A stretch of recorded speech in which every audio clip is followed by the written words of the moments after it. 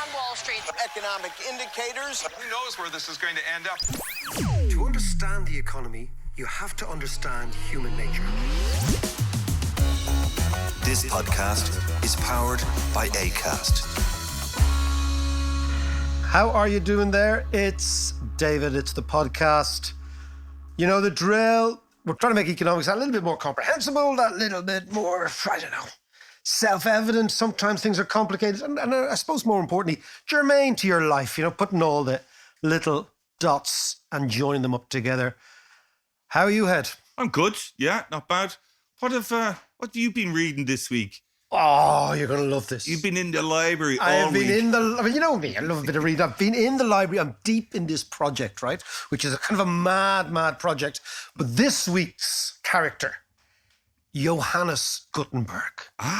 The man press. behind the printing press. He is phenomenal. He's unbelievably interesting, right? Brilliant. He's a hustler, tell us. He's a designer, he's an entrepreneur, he's a technician. So Gutenberg, obviously, we know the printing press, right? Yeah. Gutenberg. Give us a year. 1452. Lovely. Mainz in Germany, on the Rhine, where the Rhine meets the river, Frankfurt on Main. Okay. So the Rhine obviously goes from Switzerland to Rotterdam. Yeah. Mainz is in southern Germany. It's very close to Frankfurt. It's linked to Frankfurt by another river called the Main, and it's also linked up into France by a river called the Mosel. So you've got all these tributaries coming down, and it's right in the center, and it's the Holy Roman Empire. Right. The end of the Holy Roman Empire. It's where we are, right? And there's all sorts of good stuff going on. And the Italians down below are creating banking, and they're creating all sorts of weird products coming out from Florence. It's a center of extraordinary commerce. And Johannes is our man, and he's sitting there, and he's a total hustler, right? And he starts doing. He's selling holy mirrors. Right. With Aachen. Now Aachen, it was mirrors for holy people. Right. Okay. They were probably blessed by some priest or something, right? Yeah. It was a great time for that. They are selling indulgences, which of course pissed off Martin Luther. And actually, I've also found out lots about Martin Luther. Martin Luther was the most foul-mouthed. Do you know what he called the Pope? Fart breath. Brilliant. That's true, right? Anyway, so Gutenberg is selling his mirrors in Aachen. Aachen is important because it's a huge spa town. Yeah. And it was the seat of Charlemagne's Holy Roman Empire. Yeah. Okay, and lots of people came in. They take the waters, right? Yeah. Do you know who else would take the waters? Who? Charles Darwin had a terrible bag. People would take the waters for their bag. Right. With a Ned, right? Yeah. Because they obviously believed in hydrology. They thought you could wash things out of you, which you actually clearly can, right? Yeah. But poor Al Darwin's bag was in a terrible state, right? A terrible state. That was all his travels around, eating that funny food. Eating that funny, out farting, right? Okay. But he had a terrible bag, poor old Charles, and he was always complaining, and he was always taking the waters in Bath. Right. He lived in Dorset, and he was always taking that, and then he lived in Kent for a while. But he was always taking, but I digress. But Gutenberg, we're talking about inventors and innovators. Darwin, another great innovator. Well, Darwin, he went out to the world and he picked the plants. And he thought, okay, what's going on here? Because he didn't start as an evolutionary theorist. Darwin started as a curious botanist. In fact, he was probably one of the very first gentleman botanists because his dad was wealthy. Yeah. His dad was part of the Wedgwood family. The Wedgwood family were the pottery. Wedgwood pottery people. And do you know who else was? Remember them? Tony Benn, the great socialist. It was Tony Wedgie Benn. That was his name, but he never used Wedgie because it all sounded too posh. Wedgie Benn. That was his name. Anyway, I digress. Back to innovators. Gutenberg is one of the amazing innovators. So we're in Mainz in Germany, right? There's all sorts of stuff going on. I mean, we kind of forget that the late Middle Ages, 1400, around then, is a phenomenally interesting time, right? Because you've just come out of the plague, the Black Death, right? Trying to recalibrate the society. Yeah. But it's a time of huge innovation. Huge innovation in every area. The Italians and the Florentines and the Venetians are trying to figure out the world, you know. You've got the Renaissance going on down in Italy, but in Germany, which we don't learn that much about, you have amazing mercantile trade and exchange, and they use the rivers. So that's why the Rhine is so crucial to German history. Yeah. In fact, if you look at Germany, Germany is a country that has been defined by three great rivers. You've got the Rhine on the west, You have the Danube on the south, Yeah. and you have the Elbe and the Oder on the east. And that's why Germany's a big square. Yeah, yeah, It's actually, it's framed by these rivers, right? Yeah. And of course, up and down the rivers, all the time is trade, ideas, people come in with new potions and lotions and all sorts of good stuff. Gutenberg's in the middle, but the interesting thing about Gutenberg is he's originally a goldsmith. Right. He's a designer, right? He's a jewelry designer. And he brings that design to the print. If you look at the Bible, the most beautiful thing about the Gutenberg Bible is the print. It's beautiful. It's really, and in his head, he understood, he's like Steve Jobs. He liked beautiful things. Yeah. So he said, if this Bible, it's not about printing, it's about beauty. Yeah. And it's the beauty that's going to sell it. It's like Johnny Ive. He's like Johnny Ive, exactly. And the interesting thing, he was very lucky. He was lucky in that the Pope at the time was a fella called Pope Pius II, but he wasn't pious at all. He'd fathered 2 kids and he wrote erotic poetry. I swear to Jesus, he did. And even worse, he got into a papal alliance. He brought the Vatican into alliance with Vlad the Impaler, Dracula, the original fella. How did this guy become Pope? Because Dracula was down. Well, I'll tell you in a second. Because becoming Pope was a serious bit of skullduggery. It's serious politics. Right? But you're appointed by God. Oh, you're not. You're appointed by bishops. And it's all a fit. You're doing the whole thing. Because Dracula, of course, was a Christian king in a place called Wallachia, which is now Romania.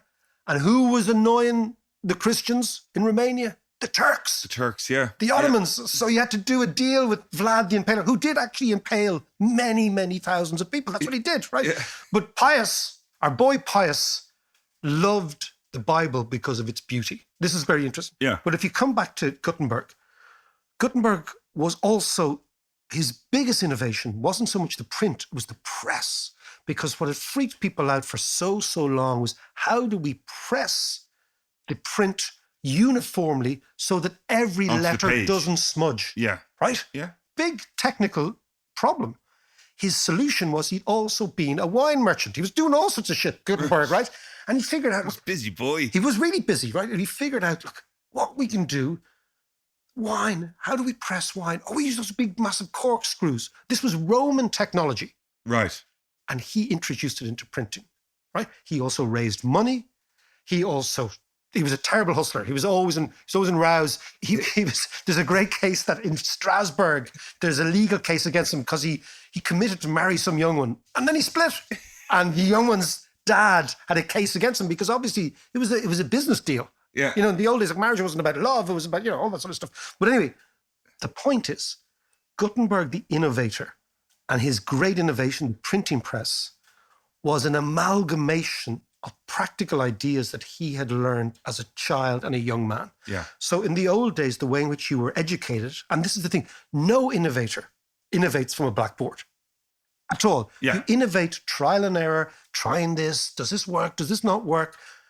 Okay, we try it again. Oh, we take a little bit of technology from there and then we adapt that. Okay, well, we can use that here and you bring things together. Yeah. And the great entrepreneur is the great bringer together. That's what entrepreneurs are. They bring together all these things and they flog.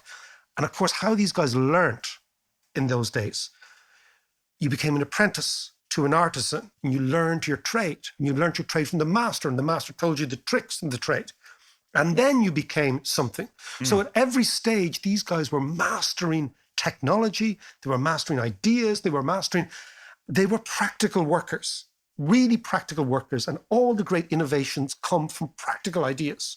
And that, I think, is crucial because I want to talk today about education. Yeah. And I want to talk about whether or not we are preparing kids in this country through the Leaving Cert, not on, blah, blah, blah, right? Oh, man, yeah. For the real... Look, if this country is not innovative, we're going to sink. Because small countries have to be more innovative than big countries because we've got these small markets. So we've got to come up with better technology, better ideas, better products, all that sort of stuff. If you look back at the great innovators, they were practical people who were schooled in practical arts, right? How to do things, how to make things. If we now are driving hundreds of thousands of young people, so there's if you think there's 60,000 people odd to the Leaving Cert, of those about 40,000 go to university. So over a 4-year cycle, we're talking hundreds of thousands of people, right? So 160,000 here.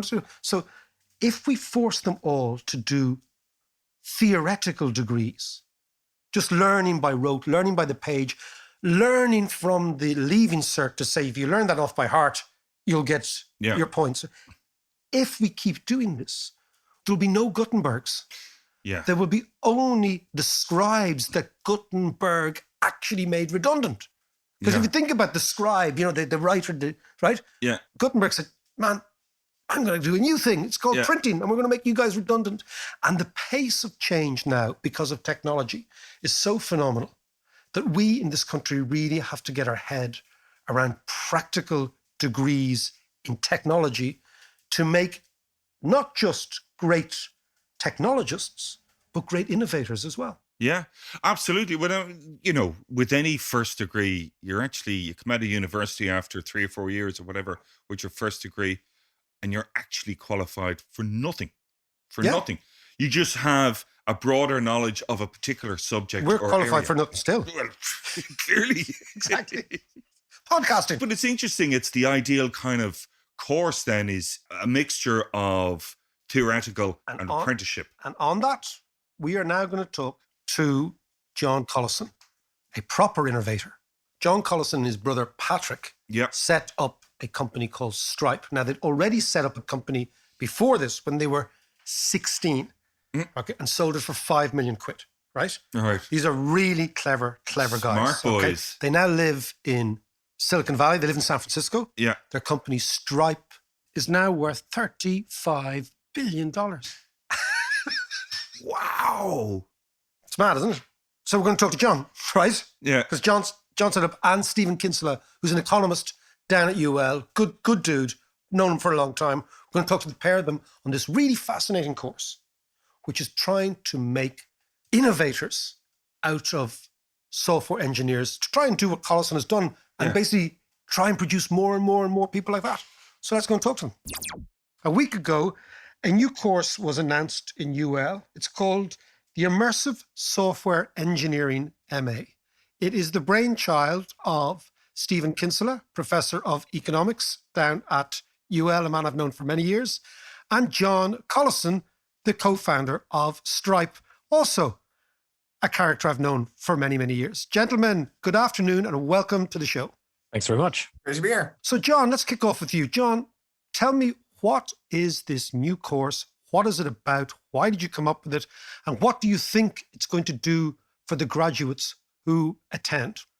Software engineering is a domain that you learn by doing, and certainly you get much better at it the more you do, which sounds fairly obvious at some level. It's the case for a lot of domains. But if you look at how traditional computer science programs work, they don't really set people up for success. They're highly theoretical, and then people are dumped into the workplace after maybe a 4-year degree, and they're going to be encountering a whole bunch of new concepts for the first time. My experience with software engineering was actually very different. I never studied software engineering in college. I had, coded away at various projects as a teenager, and then when we started Stripe. And again, it was all very much this picking things up as you go, as you actually need to learn them on the job. And one thing also, I'll say we notice at Stripe is that the people who join Stripe, the new graduates who join Stripe, who have some experience of actually doing software engineering, they get on much better than the people who have only ever seen it in a classroom environment. So that thought is thing number one. UL obviously has been doing co-op the longest of any university in Ireland, has one of the largest co-op programs in Europe. UL, I think, gets this across a whole bunch of different domains, is that, for a lot of jobs, you need to have really good interactions with industry and employers. And so I think the idea behind this course is, how can we set up software engineering for what it actually is in the 21st century, which is, a very rapidly evolving domain where you need to actually be hands-on with the work. And that was how immersive software engineering came about. John, what you were talking there is which I think is a lovely place to start, is the essential alchemy of innovation, which is trial and error, tinkering around, messing around, getting things right, getting things wrong, taken from some other place that you mightn't have even imagined take things from, and then suddenly you have a product, and then putting that product to the market, and then suddenly the market says, oh, we quite like that. And away we go. Explain to me, and again, this is from your own background, not just at Stripe, but also as a teenager messing around, that trial and error process, where does that do you think that curiosity to tinker around come from in the individual, in the person? There's an element of problem solving it. There's a puzzle-like aspect of it. A lot of people talk about, being up late. I remember, again, when Patrick and I be working on software projects as teenagers back in Castle Troy, which we were just talking about when the show started, and just that flow zone of, staying up, from 9 p.m. to the wee hours of the morning, 3 or 4 a.m., just because it was so enjoyable, that state of kind of problem solving that you're in. I think, software engineering is a great career for many reasons. I mean, it's a huge shortage of software engineers. It pays really well. But again, one of the things I think about it is just how enjoyable it is, because that tight feedback loop between what you are doing and the results, in that, if you're an architect and you have a great idea for a building and you think it's going to be, a fabulous design, between that mad night, again, between 9 p.m. and 3 a.m., where you're sketching out the design, between that and, people actually being in the building, it's going to be quite a number of years. Whereas as a software engineer, you can have that really great idea, start coding away on it. And, there's lots of these real stories of people getting something up and running in a weekend. In our case with Stripe, it was, we were in college at the time when we got the first version of Stripe up and running. It was 3 months between when we first wrote, our initial lines of code and had our first paying customers using the product. That's still, that's that amazingly short feedback loop. And I think that's where a lot of, just why the domain is so satisfying, that's where a lot of it comes from, is that really tight iteration loop, and the fact that the effects of your actions are very visible to you and you have that kind of interactivity. And again, that's what we're trying to get going with the course, is that you'd be like, given that is one of the most enjoyable things about software engineering, you'd be mad to then make it this totally academic, chalk on a chalkboard, exams, exercises. It's like, no, let's go do some software engineering. Go out and, write drone writing software at Mana, or, write autonomous car control software, all this kind of stuff. It's both really interesting. It's the future of the world, and you'll learn much more as a result. Now, listen, we're going to hold that thought. And Stephen, I want to bring in you in here, because again, what John is saying, and I can see it, and if you could see this, guys, and we're just chatting here in the podcast. A lot of gesticulation. But when I throw John the what's the crack of this software engineering, the animation, it comes right through. But Stephen, animation, enthusiasm, innovation, disruption, these are not words you associate with education. Okay, in fact, the opposite tends to be the case. How did you manage to, get this course through the various different gatekeepers? And I'm not saying UL as they're all the bloody same. I don't give a damn who we're talking about. They're all the bloody same. How did you manage that, Stephen? Because it's quite an achievement. Well, thanks. I mean, I think it's probably worth talking about like just how many new things are in this course. So go for it. You get a master's in 4 years, not 5 or 6. We train you like medical students 40 plus weeks of the year. You spend 45% of your time in companies, places like Stripe or Facebook, LinkedIn, lots of big companies, small companies, startups. And when you're on campus in UL, you don't learn in classrooms. You learn in studios, which is a totally different experience. You learn the way architects learn, in fact. There's a whole bunch of innovations under the hood, including things like we've moved away from modules. Now we do blocks. It sounds semantic, but it's really not. It means we've got total flexibility. Explain that both to me and to the listener. What's the difference between a module and a block? The module is 12 weeks. So you do it in 12 weeks. So you taught in Trinity. David, you taught on a 12-week rotation. It's same for everyone. With blocks, we can do 2 weeks, 7 weeks, 9 weeks, at 14 weeks, whatever is required to get the real depth in there for the students. We have a really, really tight feedback loop between the companies that we're working with, the researchers that we're working with, and also the students. So the companies will be coming in sponsoring projects, the students will be working on the projects, and it'll be a really nice, very fast feedback loop there. It's a completely different model. Under the hood, there's a lot going on. We're the first engineering program in Ireland to have a portfolio, and not just coding, but show me evidence of creativity, of excellence, of curiosity. We want all this extra data on you, because we really are looking for exceptional people, and that doesn't just mean people who've got 600 points. a big part of what we're trying to crack here is the residencies, in that the whole thing would not work. Getting a master's in 4 years, that's a really accelerated timeline. The whole thing would not work unless you were getting academic credit for the time you spend in companies. I think that's important to just drill down on, because oftentimes internships or something like that are viewed as like, oh yeah, it's nice to do, and you get a contact in the company. You know, we always joke about this making the tea thing, but that is, you know, maybe only a slight exaggeration in terms of what you're doing. And how we've deliberately designed the course is that the residencies are part of the learning and actually count towards some of the academic credit. And when you say kind of what was hard in getting this through, as it were, I think that is just a very novel thing, certainly in a software engineering context, that took a bunch of work. But what it means then is we're deliberately putting a big weight of expectations on the residencies. And that's going to be a big part of it, I think, where we're saying to the industry partners, again, you know, Stephen named some of them, but the Stripes and the Facebooks and the people like that, we're saying to them, look, students actually have to learn. You know, you can't just have someone come in and get a feel for the building and, you know, meet some people and, you know, that's it. You actually have to do real work where there's academic learning outcomes as part of that work, and take stuff away from it. And similarly with the students, we'll be judging you on how effective you were, you know, at the company and how effectively you hit those goals. So I think that's one of the big parts that's important to get right, is the residencies are actually part of the, you know, academic experience, and they're not just tacked on.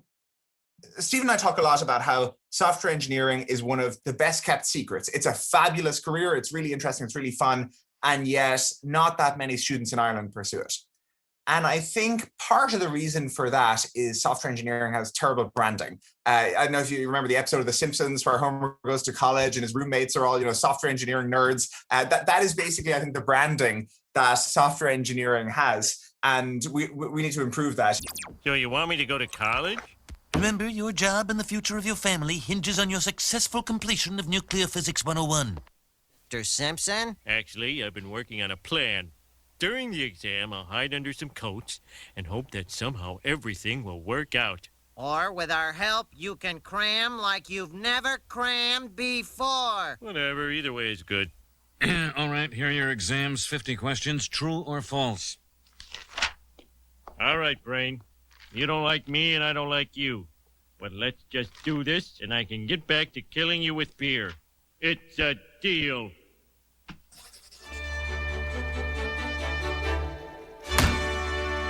Oh, I'm gonna lose my job just because I'm dangerously unqualified. Mr. Simpson, there is a way. We could, well, use a computer to change your grade. Computers can do that? You know, Stephen says that we need a Grey's Anatomy for software engineering where, you know, they're hip and young and cool, whatever. And this is what UL is going to provide. It's a sort of it's a Tinder for software engineers. I mean, have you been to Limerick? Absolutely, yeah. So, but if you actually look at who really does well in software engineering, there's part of it absolutely that is about being good at software and being able to wrap your head around these kind of complex systems and, you know, making the computer do what you want. That's fine.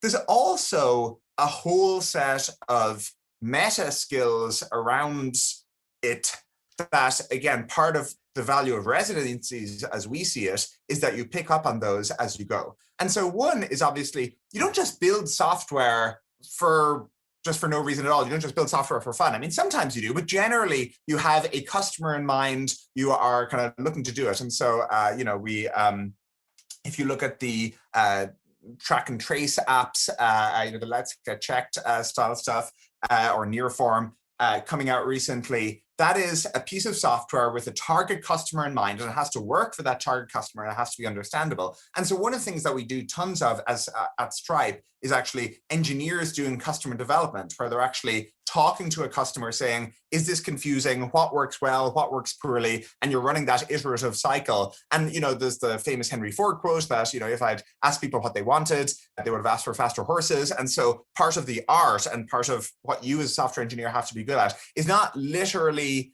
listening to what people say and they say, oh, I want a button here that does this. It's like, no. You want to hear out what it is and isn't working for them, and then translate that into how the software should work. So that's an example of something that I think people wouldn't traditionally think of as software engineering, the customer empathy, customer discovery, needs analysis part of it, but actually is, I would say, very predictive of who is a good software engineer and just who does well at software engineering. They can really do that. There's lots of other things like project management and things like this, but that's where I think the, Simpsons stereotype of the software engineering nerd is not actually accurate compared to who does really well in a software engineering career. Just one other thing is when we talk to companies, one of the really interesting things that they ask us is, are these students going to know the basics? Are they going to have a really deep drilling in the theory?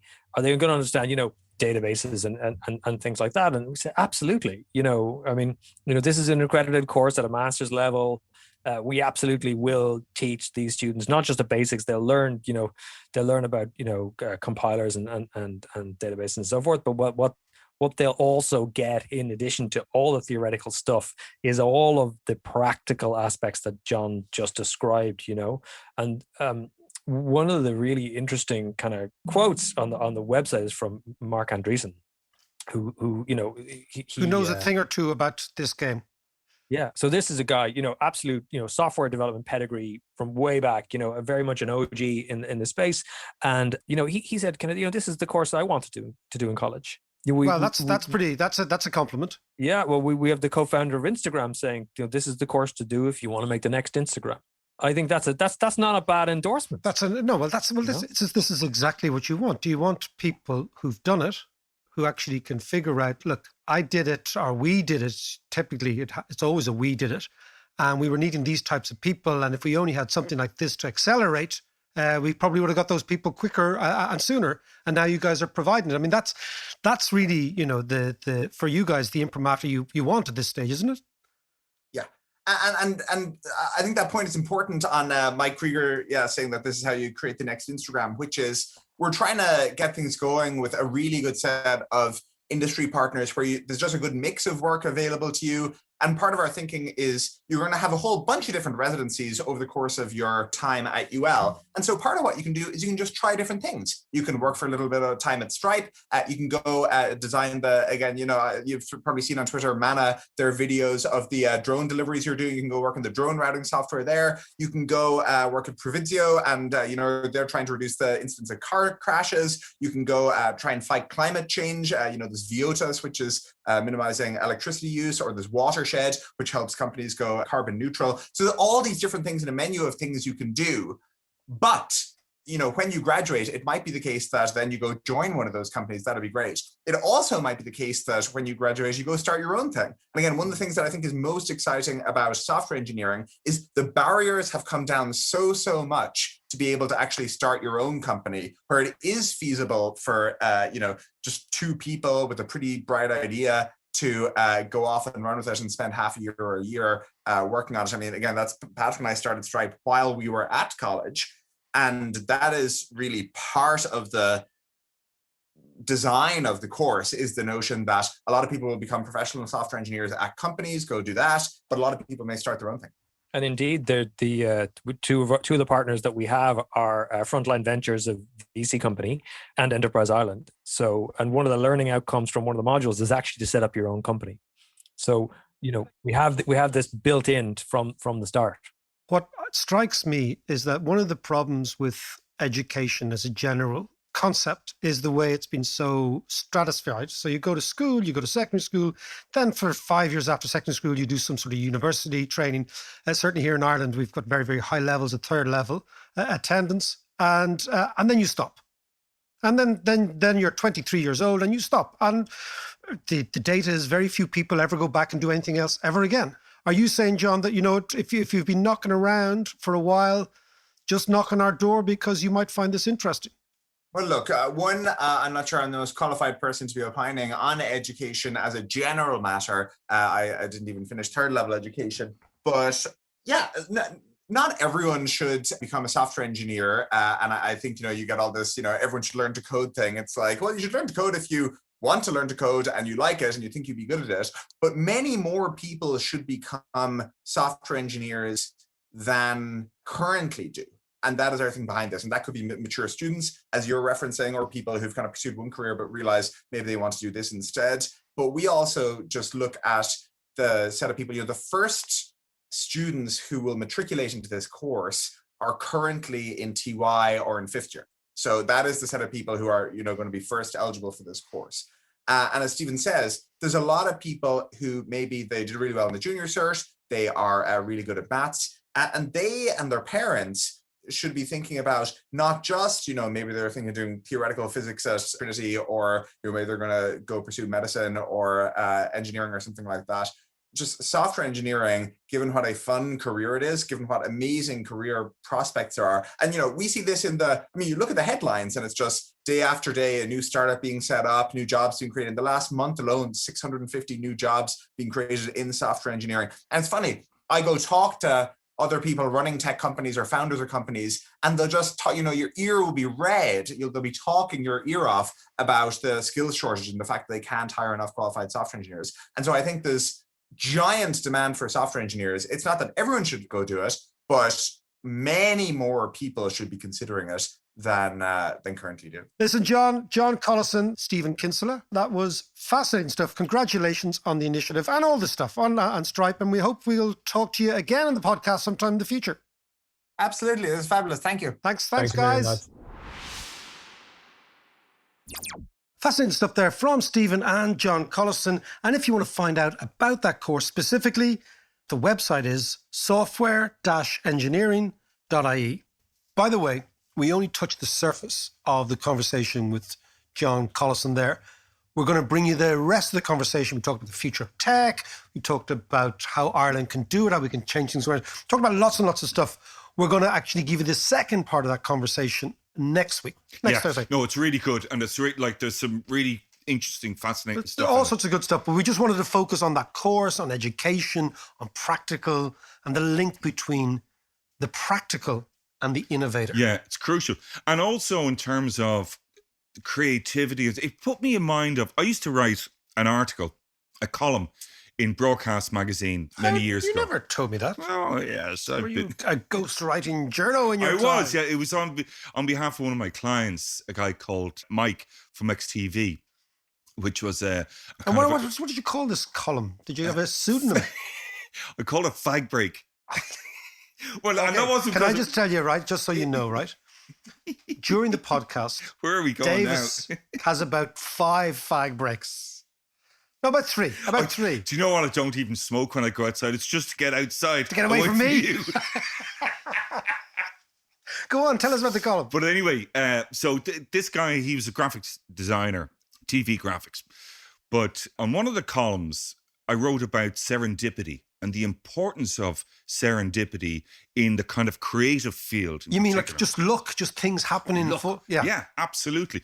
Trying things and, it's kind of like the law of unintended consequences. So you're kind of playing around and you come up with something new. And that happens all the time in recording studios. That's what I'm saying. In your time recording albums, there must have been moments where it's just like something falls into place. Yeah. And it wouldn't have fallen into place if you hadn't given the extra day or 2 days or a week. You have to actually create time to play around so you can kind of come up with ideas and allow this. The way they say, there's no such thing as luck. You make your own luck. Well, that is part of it. No, it is. Creating time for serendipity. No, it's true. What I think what John was saying there, I think it's really crucial, is these short feedback loops he was talking about. Yeah. Because there's nothing more soul-destroying in work than getting no feedback or having to wait for hours, because that's so true. All of us feel that our work is urgent and it's important. If you think about it, like in general, that's why you go and do things, right? And if you're getting no feedback from either the product itself or a boss or a manager or whatever, you think like, what's the point of me doing this? Yeah. What's the point of me doing this? And that idea that himself and his brother got Stripe from the idea to somebody paying for their product in 3 months. That is incredible. And I hadn't thought about software engineering as being almost instant gratification. And that's really important because that's what keeps you going. And again, to come back to the education system, if you're a kid, doing the I've always thought as well, the Leaving Cert in Ireland, right? Why does it take 3 months to market? Why don't they get the results a week later?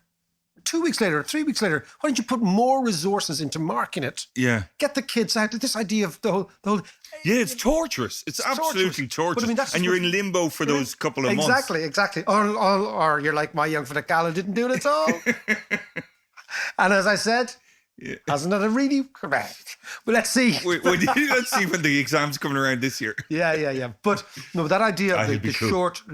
short connection and the feedback loops, I think that's really, really important. And again, if you're training as an artisan, to go back to our friend Gutenberg, you're being told by the master, do this. Yeah. Don't put it on the blackboard, actually go and do it. Yeah. So all these great, and again, back from history, these innovators, they made their mistakes on the job. And there's no better way of doing this. And you see lots and lots of people. I remember, graduating and having no real confidence in your own abilities because you'd never done anything. Yeah. Theory. You get a job, you're called I'm an economist now. I work in a central bank. My job has got economist written on the door. But you're like, what do I do? Yeah. You have to relearn the whole thing, Yeah. And I think what's going on in Limerick is fascinating because clearly it's learning by doing and making mistakes. Absolutely. And the feedback loop and a quick feedback loop creates its own momentum as well to drive things forward and drive on to the next iteration or whatever it is, and it's really important for the creator as well, or the writer or whatever, to get that feedback loop to move on to the next phase. Unless, of course, you get the feedback loop from your editor and they say the book is shite. Well, there's always that. But hey, that's good. See, the other thing is that feedback can be criticism, but it's not always criticism.